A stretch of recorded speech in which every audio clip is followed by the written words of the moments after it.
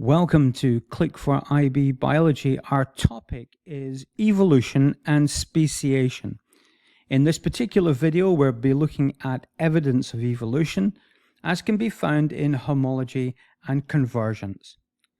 My presentation is available as a PDF, which is linked down in the description. You should download that and annotate this with your own notes before then at the end taking the 10 questions to test your understanding, and of course there's always the answers there to secure your understanding even further. Homology and convergence as evidence for evolution.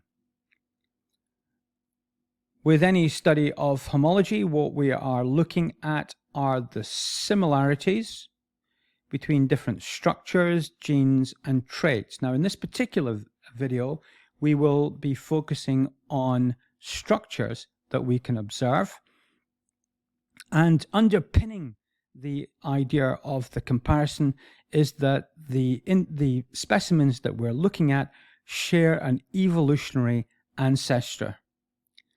The example that is given here is that of the pentadactyl limb, where penta refers to 5 and dactyl refers to finger. This pentadactyl limb is composed of a single bone in the upper structure, the more proximal regions, followed by 2 bones, and then followed by 1, 2, 3, 4, 5 digits or 5 fingers to give the classic pentadactyl limb.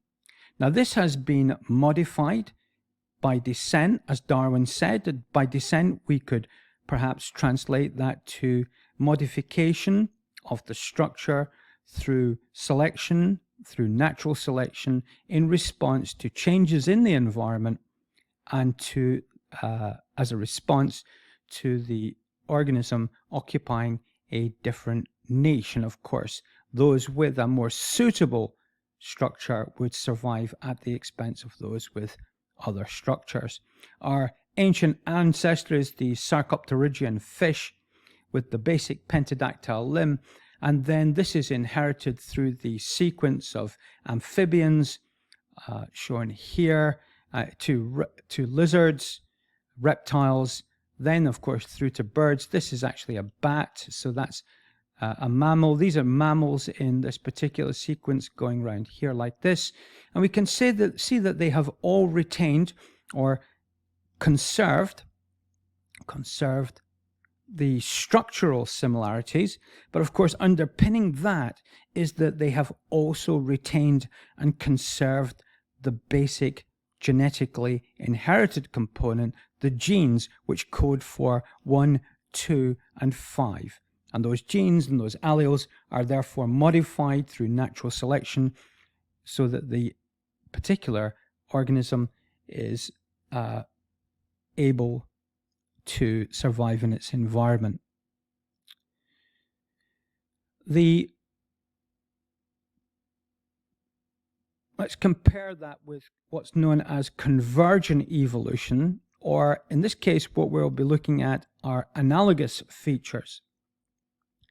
Now in this case the organisms are showing similar traits, but these have evolved independently. So they have entirely separate genetic origins and don't have a common ancestor as such.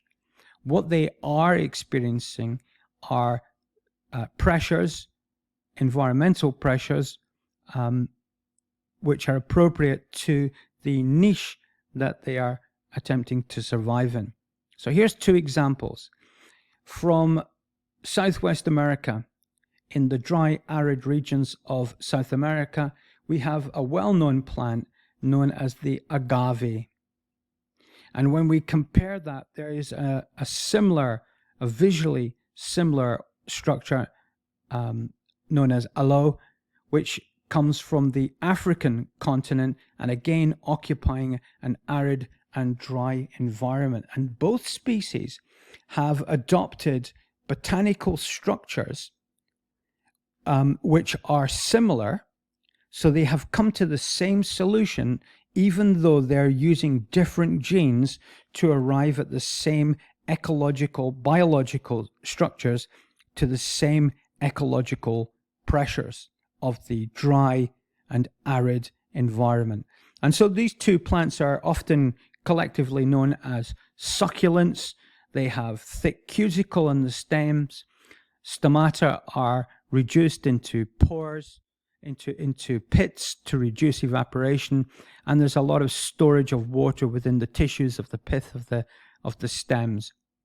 So very, very similar solutions to the same ecological structure, but with different genes being selected. And so they are distant. These two groups here are quite distant in plant evolution, but arrived at the same structure, converged upon the same structural solution to the environment.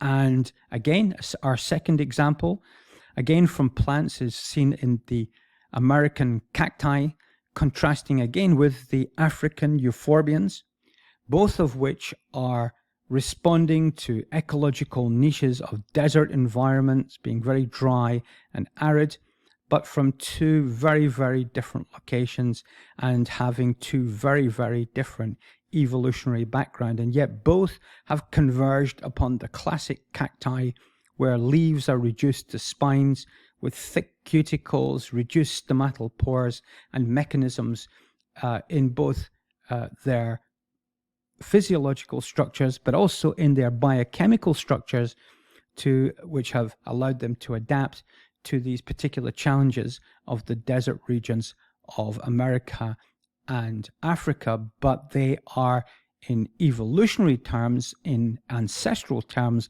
very, very different from each other, but have converged upon, have derived the same solution to these ecological stresses: convergence.